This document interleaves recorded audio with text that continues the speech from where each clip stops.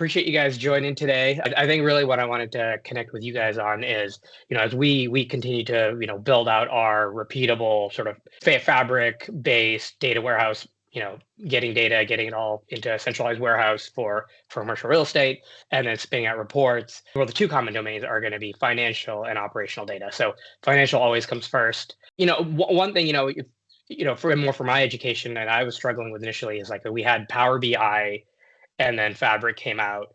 And in my head, those are two separate things. But I think you guys coached me through the fact that they were the same.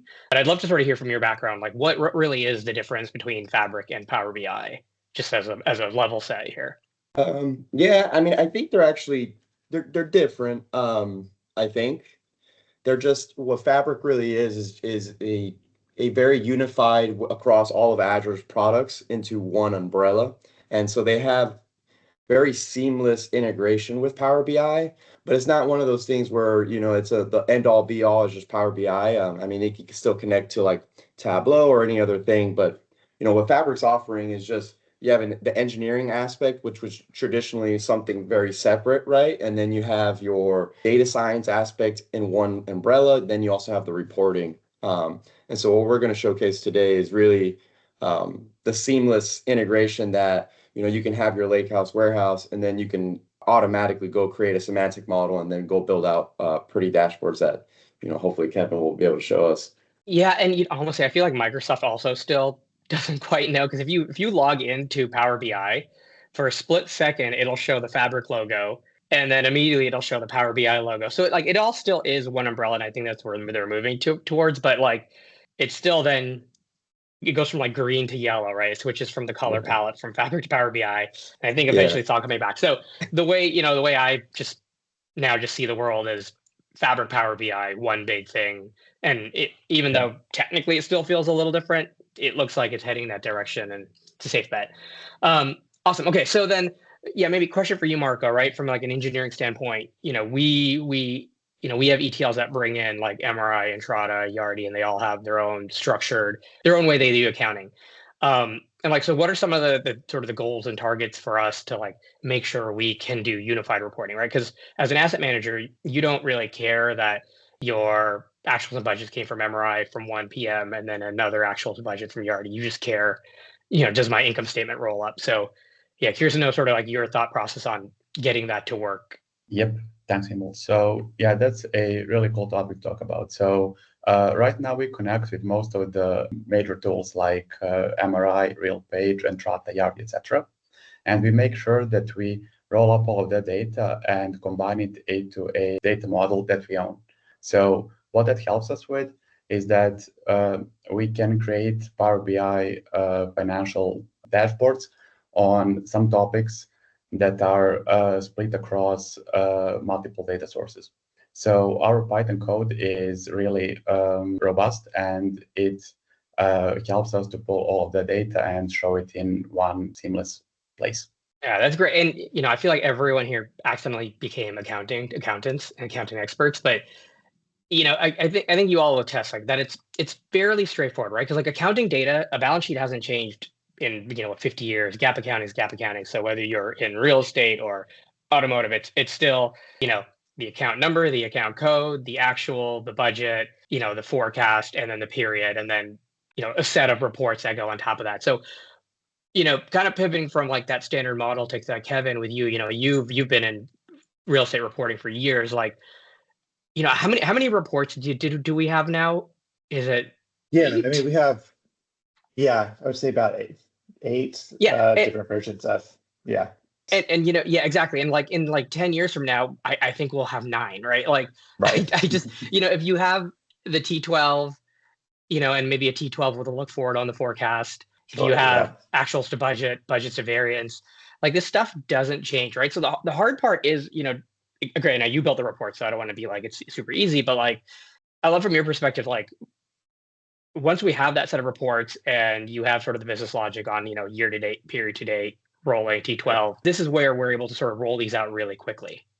Right. It is kind of just a plug and play with, we connect to Fabric with the data model, and we have a semantic model kind of already built. So it's just make those connections to the, to the individual servers, and it's pretty much good to go. A few little tweaks for business adjustments, but it's because if GAAP very minor. accounting changes, then a lot of people have a lot of problems. But I don't think Right. we're going to move away from GAAP, right? So like as long as we capture cash versus accrual plus some of the scenarios, that those become like dimensionality. So again, even that I don't forecast, pun intended, like this to change much. But do you still have the report sort of pulled up on your screen from our demo environment? Yeah, for sure. Yeah, let's sort of poke around there, because I feel like it's, again, we're saying we're doing something very complex, and we are, but also like what gets delivered on the other end is very black and white.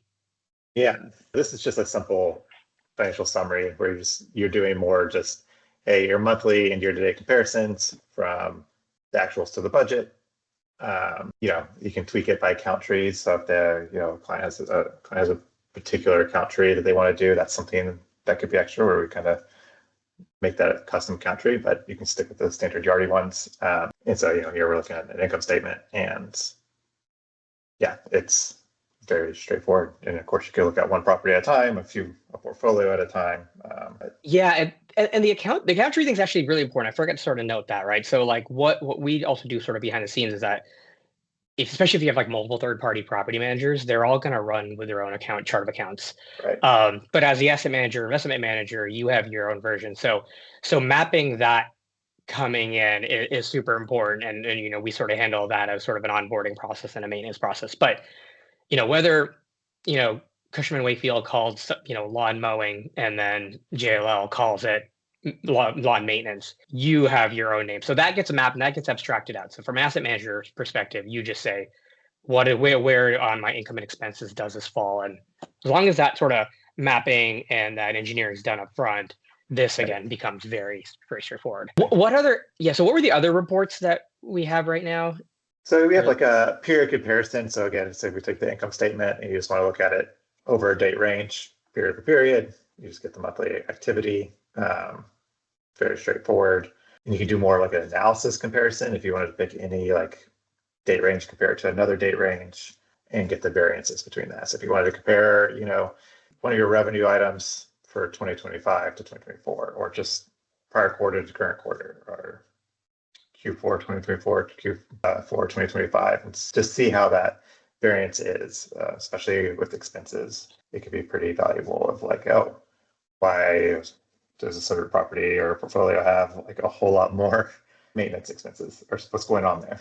Yeah, and that's like a good sort of segment or parlay into like AI readiness, right? So this data, it's validated, it's mapped, it's flat. We have a semantic model under the scenes with Power BI. I guess maybe a question for Julian and Marco is, from a Fabric perspective, like the readiness to have this data to go to AI. What is like the logical hop to get to AI on top of this? So to figure out if Kevin can look at this and be like, my maintenance data looks weird, or there's a variance, but AI, no offense to you, Kevin, is going to do 1,000 Kevin's jobs and be able to look at entire portfolios. But how do we go from structured data to AI now on the analysis on your financials? So with Fabric, and actually they're going to make that readily available, I think in December 17th, they're automatically turn it on for every workspace. But this is where we'll stand up a data agent. So it's all integrated within Fabric. So you just put a data agent on top of this exact semantic model. And then from there, you can utilize whether you want to do some very hardcore AI modeling. You could use Azure AI Foundry. I think most customers or most organizations will probably go the low code, no code route, which is the Copilot Studio. And then from there, you're kind of referencing the Fabric data agent over with this Copilot, this AI Copilot integrator, right? Where now you can do different tasks. You can build out prompts and stuff like that of what you want this agent to be able to do, right? So I feel like it's a couple of clicks, a few turn on, click a button, stand up the data agent, which is really just, it's an add item, and then point it over to that Copilot Studio and get going. And it'll also be very cool if you can chat with your data if you want. So you can ask like some text type, maybe queries that you have, and the AI will basically go into the database and return the set of data back to you. So you don't need to know SQL, you don't need to know any other like programming language. You can just chat with your data and get back the correct outputs. Yeah, just to add a little more too as well, like you can actually put that in a Teams channel. So whatever, that data agent that you stand up and then this Copilot Studio, you can actually put that and integrate it inside Microsoft Teams. And it's just a channel. And then anybody in your organization that has access to the underlying data can go and ask away.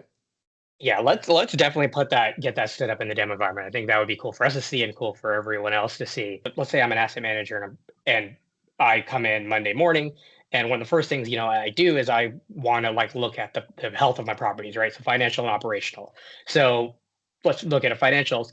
To come in and have a Teams bot that's immediately read through all my information and said, here are some problem areas.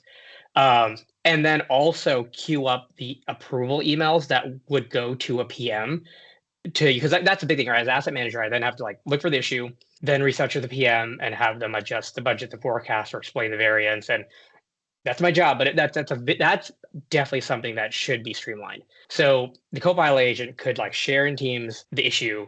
It could also generate the email that doesn't send automatically, but requires the approval. And then you're just firing things off to your PM on Monday morning and just, go grab a coffee, right? You just got an hour back, which is very cool.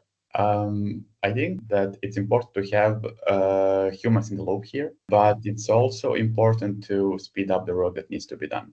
All of those tasks that are kind of repeatable and that you manually need to check some data and then send an email, AI can help out with that part. So it can go and check for those data gaps for you. It can generate an email for you, but you're going to be a panel person who's going to click confirm and send out that email. So it's going to save you a ton of time. You can spend the time on something more meaningful. So some tasks that the machine cannot do or the AI cannot do. And yeah, it's just going to be much better for everybody involved in the entire process. Yeah, and the thing I love about the Teams channel is that it also inherently becomes reinforcement learning. So every time you ask a question, you're able to bank that question. And the same way we only have 8 reports and maybe we'll have 10 in the future, there's probably only 100 things you could ask financial data, right? And or you're going to be 100 common things. So then you have this book of questions that you could then just ask the AI every morning. And if you're a new asset manager and you don't know what you're looking for, then the AI is it knows the 100 things, right? It's just built that over time. And then in the Teams channel, if something new gets asked, and it's a valuable question, it just gets added to that inventory automatically. So then you get sort of this reinforced learning of analysis through Teams into Fabric, into Power BI.